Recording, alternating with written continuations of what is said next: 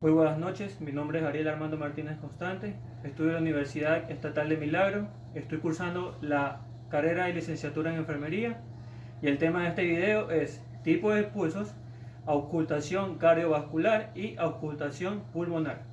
Antes de iniciar el examen físico, tenemos que recordar que para poder realizar esto tenemos que tener en cuenta los 4 pilares físicos, que son la inspección, la palpación, la percusión y la auscultación. También para poder realizar este examen físico hay que tener en cuenta que tenemos que tener las debidas normas de bioseguridad para poder manipular al paciente. A continuación, palparemos la arteria temporal sobre el área de la sien delante del pabellón auricular. Palparemos la arteria carótida en ambos lados de la tráquea medial por el borde interno del esternocleidomastoideo.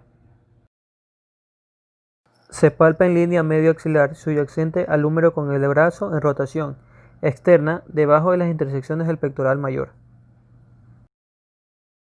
Se palpa sobre la cara anterior del pliegue del codo hacia la línea medial.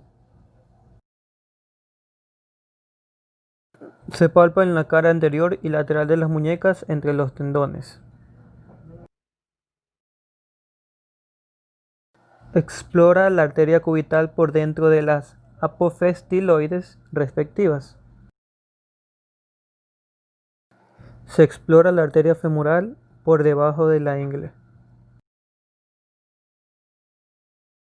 Se explora la parte posterior de las rodillas, ya estando el paciente en decúbito dorsal o en prono.